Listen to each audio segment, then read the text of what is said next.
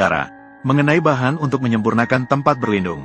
Itu tentu saja adalah tali pohon di tangan gadis dengan dada besar. Terlihat bahwa dia pertama-tama menggunakan tali pohon untuk menyiapkan titik awal anyaman. Kemudian, dia mulai menganyam dengan kuat. Metode anyaman yang digunakan adalah metode anyaman silang yang paling dasar. Namun, tali pohon ini bukan bambu. Menganyamnya tidak sesederhana itu. Terutama di bagian saat harus membalik. Prosesnya jadi lebih rumit. Namun, tingkat kesulitan ini di mata veteran alam liar, Yao Mei, sebenarnya tidak terlalu sulit. Hanya saja, waktu yang dibutuhkan sedikit lebih lama dibandingkan jika menggunakan bambu. Sementara Yao Mei terus bergerak, anyaman di bawahnya juga mulai terbentuk.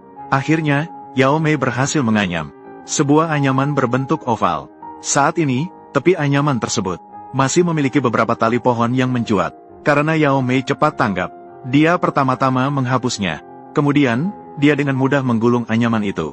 Tampaknya anyaman ini masih cukup lembut. Dari bentuk oval anyaman ini, itu tentunya adalah bagian alas dari tempat berlindung di udara. Yao Mei meletakkannya di atas. Tampilannya sangat pas ukurannya. Harus diakui, keterampilan anyaman Yao Mei memang sangat bagus. Setelah selesai meletakkannya, Yao Mei pun dengan senang hati berbaring di atasnya. Dia mencoba kenyamanannya. Sementara itu, monyet di dekatnya cepat-cepat kembali. Mereka dengan senang hati berbaring di atas Yao Mei. Harus diakui, sungguh tidak iri pada pasangan, tidak iri pada dewa. Hanya iri pada setiap hari monyet. Setelah beristirahat sejenak, Yao Mei pun bersiap untuk memulai pekerjaan berikutnya. Membangun bagian atas tempat berlindung di udara.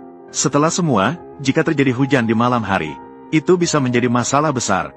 Terlihat Yao Mei terlebih dahulu mengikat di bagian atas, membentuk sebuah batang kayu melengkung. Posisi ini adalah tempat yang telah disiapkan Yao Mei untuk pintu tempat berlindung.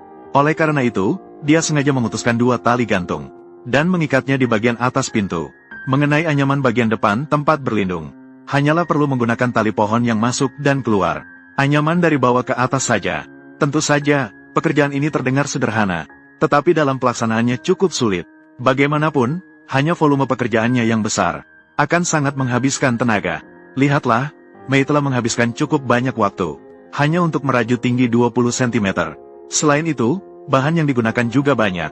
Oleh karena itu, Mei perlu dalam proses tersebut. Terus-menerus mengumpulkan tali pohon adalah satu-satunya cara. Selain itu adalah bagian atas dari tempat berlindung. Terbatas oleh tali pohon yang bercabang. Itu harus memiliki dasar yang kokoh.